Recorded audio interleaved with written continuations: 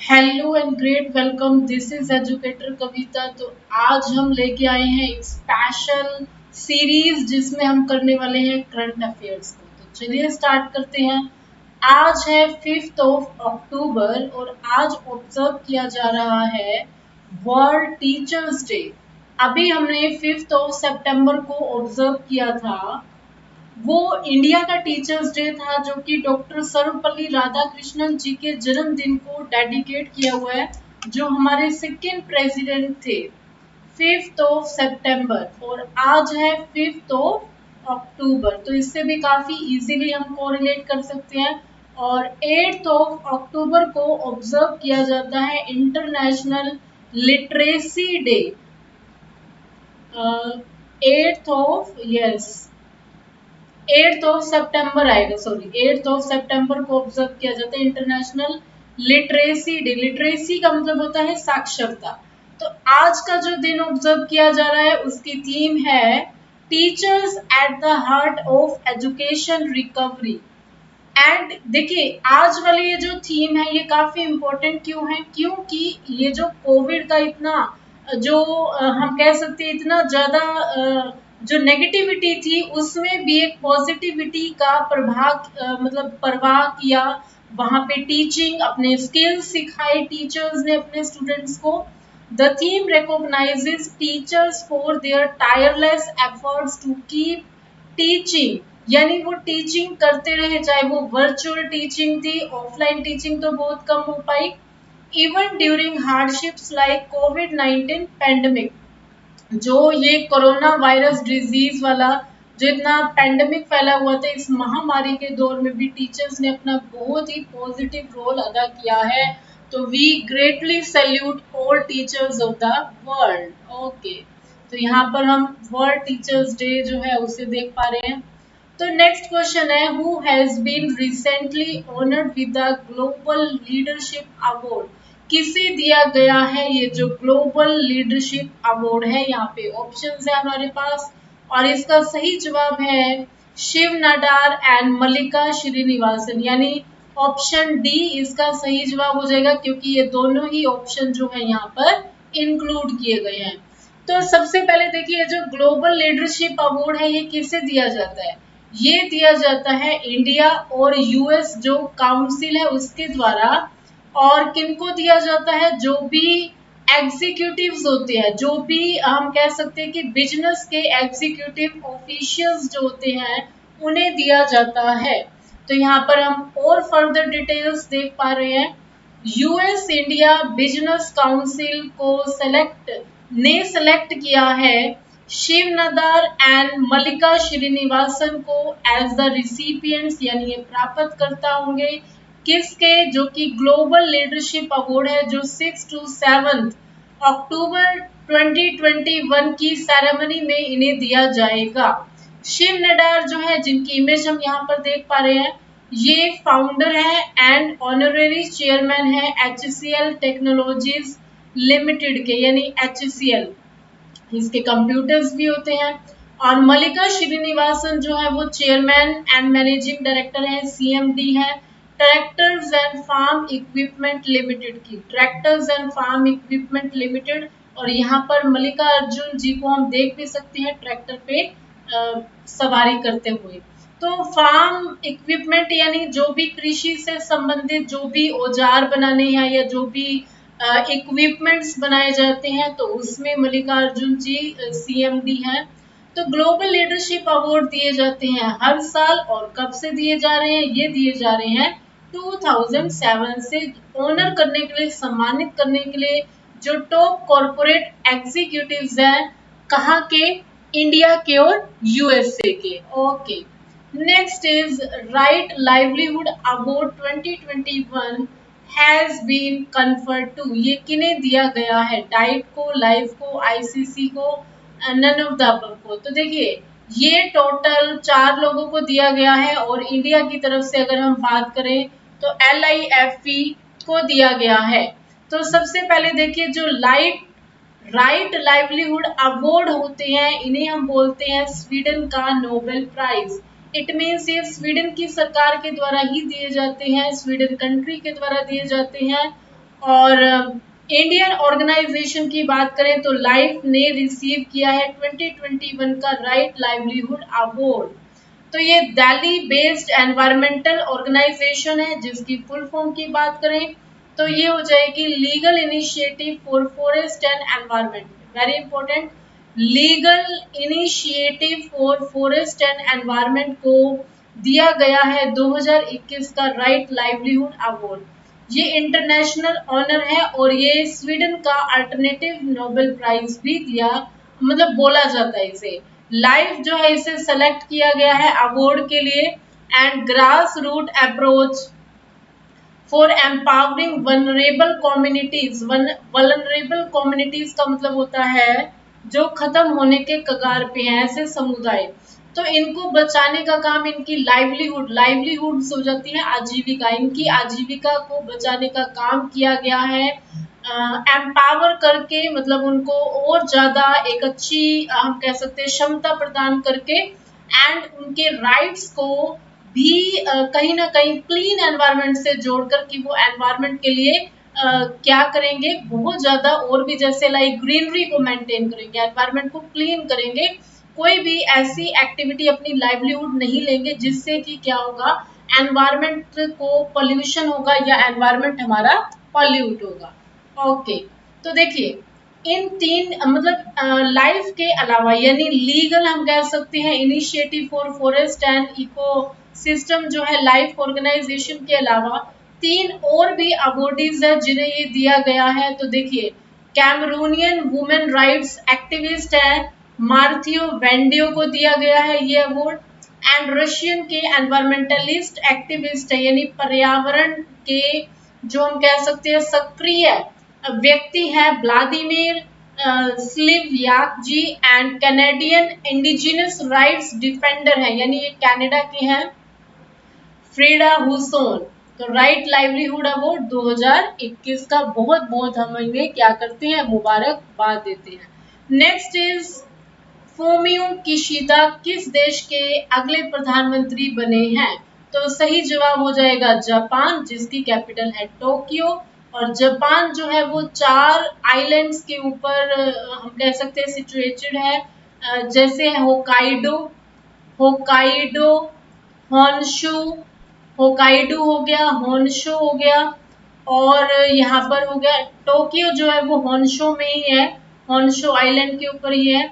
और इसके अलावा है कि ये है शीकोकू, शी शीकोकू और कीशु। ये जो हो जाएंगे, ये एक तरह से 4 आइलैंड हैं जिसके ऊपर जापान जो है वो सिचुएटेड है। तो फूमियो किशिदा जो हमारे यहाँ के जापान के न्यू मतलब एक तरह से प्राइम मिनिस्टर बने, इनकी इमेज हम देख सकते हैं। और प्राइम मिनिस्टर बनने से पहले ये जापान के विदेश मंत्री भी रह चुके हैं। फूमियो किशिदा पॉलिटिकल एफिलिएशन, अगर हम इनकी पार्टी की बात करते हैं तो लिबरल डेमोक्रेटिक पार्टी से ही आते हैं, लिबरल LDP। 64 इयर्स ओल्ड है और इसके अलावा इनके बारे में दिया हुआ है।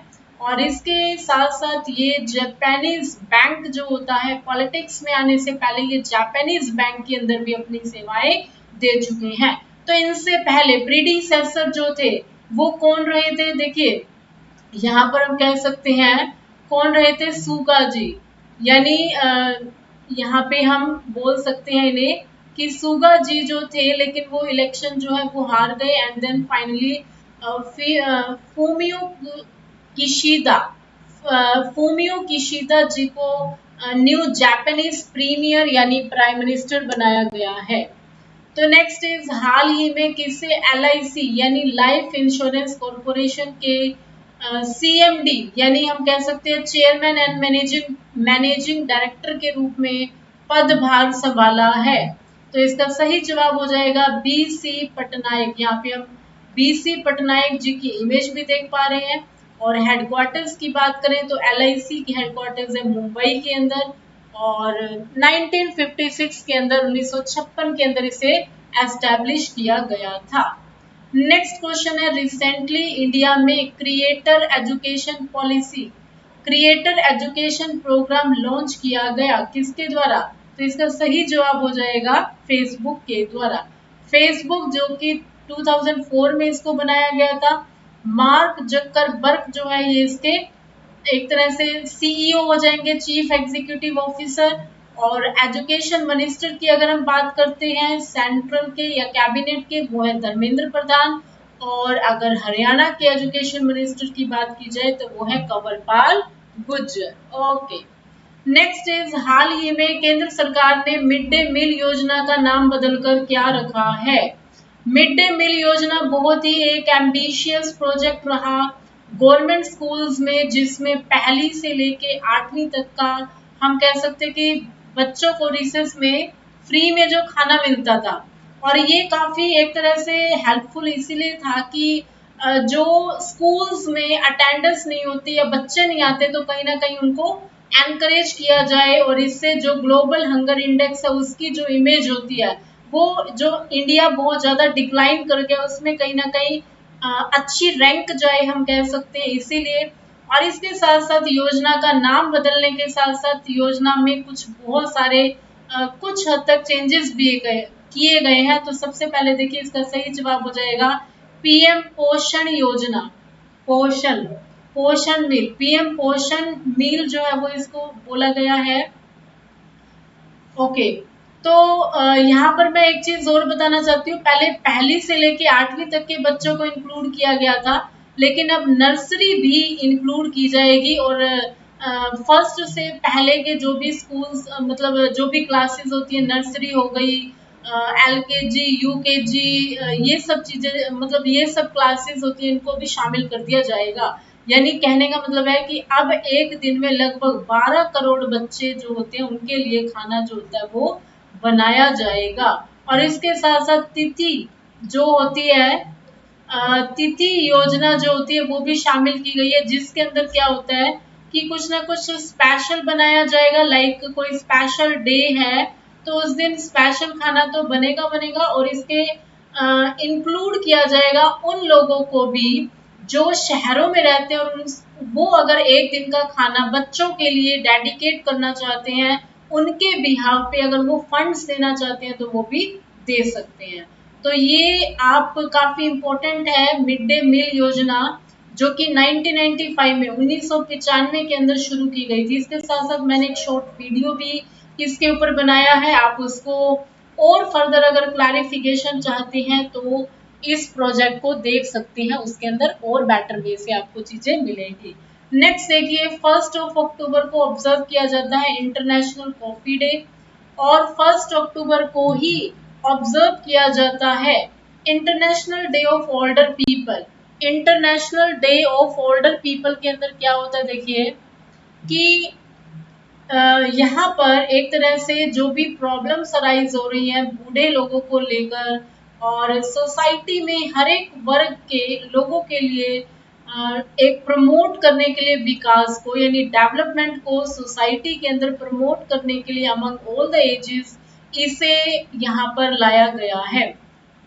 थीम की बात करें तो digital equality for all ages, यानी डिजिटल इक्वलिटी हो, एक समानता हो हर एक एज ग्रुप के लिए। ये एक स्पेशल जो होता है international day of older people के लिए यहाँ पर दिया गया। नेक्स्ट देखिए, 2 अक्टूबर की जब बात आती है तो गांधी जयंती हम सेलिब्रेट करते हैं, क्योंकि इस दिन गांधी जी का बर्थडे होता है। और यूनाइटेड नेशन जनरल असेंबली यानी महासभा, संयुक्त राष्ट्र की जो महासभा है, उन्होंने 15 जून 2007 को ये अनाउंस किया था कि हम 2 अक्टूबर को ऑब्जर्व एक तरह से सेलिब्रेट करेंगे international day of non violence, यानी अंतरराष्ट्रीय दिवस अहिंसा का। अहिंसा का मतलब अंतरराष्ट्रीय अहिंसा दिवस ये हम बोल सकते हैं। तो इसके साथ साथ 2 अक्टूबर 1904 को किसका बर्थडे आता है? लाल बहादुर शास्त्री जी का, जो कि सादगी के प्रतीक रहे, जिन्होंने नारा दिया था जय जवान जय किसान। इसके साथ साथ पोस्टुमसली मरणोपरांत अगर सबसे पहले अगर किसी भी हम कह सकते हैं भारतीय को अवार्ड दिया गया, जो सबसे बड़ा सिविलियन अवार्ड होता है भारत रत्न, तो मरणोपरांत इन्हें दिया गया था ये अवार्ड। और 11 जनवरी 1966 को इनकी डेथ हो गई थी ताशकंद के अंदर, जहां पर ये एक तरह से समझौते के लिए गए थे। जो भारत और पाकिस्तान का जो युद्ध चल रहा था, अयूब खान को भी बुलाया गया था, जो कि उस टाइम प्रेसिडेंट एक्ट कर रहे थे पाकिस्तान के, एंड इंडिया की तरफ से एज मतलब गए थे मुख्य भूमिका में प्राइम मिनिस्टर जी। और मतलब ये ऐसा कुछ हुआ था कि ये एक तरह से गए तो खुद थे, लेकिन अनफॉर्चुनेटली ये बच नहीं पाए थे। कुछ मतलब एक तरह से इनकी डेथ को लेके अभी भी पूरी तरह से मैटर जो है वो सॉल्व नहीं हुआ है। इनके ऊपर आरटीआई भी लगाई गई थी रिगार्डिंग इनकी डेथ को पूछने के लिए, राइट टू इन्फॉर्मेशन होता है, लेकिन इनको कोई जवाब नहीं मिला था। उस पर्सन को ये कहा गया था कि ये देश की जो होती है फ्रीडम, मतलब देश की एक तरह से इंटरनल सिक्योरिटी का मैटर है, तो हम आपको पूरी तरह से इसके ऊपर जवाब नहीं दे सकते। तो कहीं ना कहीं पूरा जवाब नहीं निकल पाया था। ओके, नेक्स्ट हम देखते हैं हाल ही में किस देश की महिलाओं ने बहुमत वाली यूरोप की पहली संसद को चुना है। तो इसका सही जवाब हो जाएगा आइसलैंड। 63 एमपीज में से 33 एमपीज जो है वो क्या है, वो वुमेन है। तो पहली बार ऐसी मेजोरिटी वाली जो संसद होती है, पार्लियामेंट होती है, वो चुनकर आई है। तो यहाँ पर हम देख सकते हैं आइसलैंड की कैपिटल है रेकजाविक, एंड करेंसी की बात करें तो वो कोरोना है, एंड प्रेसिडेंट की बात करें तो गुओनी थॉमस जोनेसन जो है इसके प्रेसिडेंट हो जाएंगे। तो थैंक यू सो मच। अगर आप चैनल पे न्यू है तो please don't forget to like share and subscribe the channel. Keep watching, keep learning. जय हिंद, जय भारत।